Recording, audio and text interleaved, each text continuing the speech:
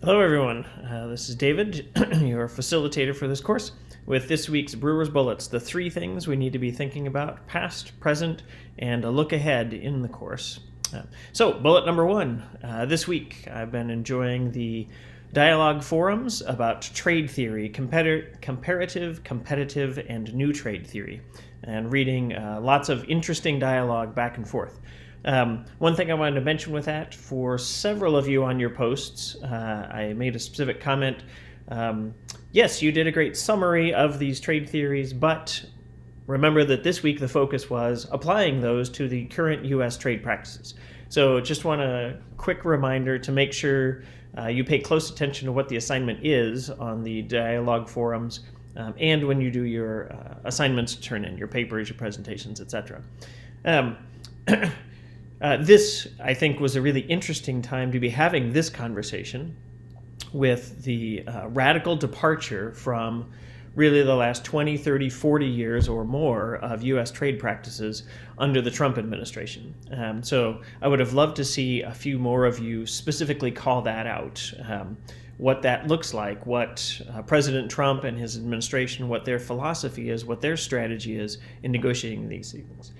Specifically, are they using one specific theory as they move through? Are they talking, we want to be competitive, or we always want to enter new markets, or are we just looking for comparative advantage? Or is there a different reason, a different system of thought that they're using in making their trade policy? I think that's a really interesting thing for you to keep in mind as you listen to the news or as you watch how trade practices go through in our negotiations with China, in the renegotiated slightly NAFTA. What does that look like? And can you discern a pattern to those trade practices? I also enjoyed in the discussion boards this week, a number of you touched on topics, spreading the gospel, tariffs, and a few other things that will be the specific focus of people's week 4 presentations. So some of our classmates will get a chance to explore deeply some of the things that we're just touching on as we go through. So hopefully that's sort of wetting our whistles, as it were, for seeing what's coming in those presentations and being able to engage fully in those. Bonus 1A, bullet 1A. I've noticed this in previous courses and have noticed it with a few of you here too. And I want to be clear, the rubric, the grading rubric for all of your assignments includes something about an ethical framework. And in this week 2 assignment, specifically, you were asked about choosing an ethical framework for your ethical dilemma in Cambodia, and then choosing biblical principles. I want to be clear that when we talk about ethical framework, and when we talk about ethical principles, what we're not looking for is throw some Bible verses in there. There are many ethical frameworks, like we studied this week, utilitarianism, etc., that have nothing to do necessarily with the Bible or biblical principles or Christianity or anything. So you're welcome to take that kind of an ethical lens, whichever ethical lens you want. If you take a biblical ethical lens, that does not mean that you have to include scripture references. For these academic courses, it may make sense. You're at a Christian university. But in the business world, think about, okay, would I really quote Proverbs or Psalms or one of Paul's letters in the New Testament? Would I really quote that in writing to my superiors and making a business case? Or would I deal with biblical principles like honesty, integrity, community, continuous learning, growth and development, etc.? So what you do need to do is think about what is the ethical framework or the principle that I want to include here, not just put in Bible verses. All right, I just want to be clear on that. Bullet number 2, this week, we are looking at comparing cultures. We've started to touch on that a little bit. This week you get exposure to Hofstede's Cultural Dimensions Inventory, where went through and ranked a lot of different countries on 5 different cultural dimensions. Really helpful for sort of sussing out what are the differences between Germany and South Africa, or between China and Brazil, etc. So these can be really, really helpful things. Directing Seed, helping lead Seed, the microenterprise ministry of the Free Methodist Church for the last 8 years.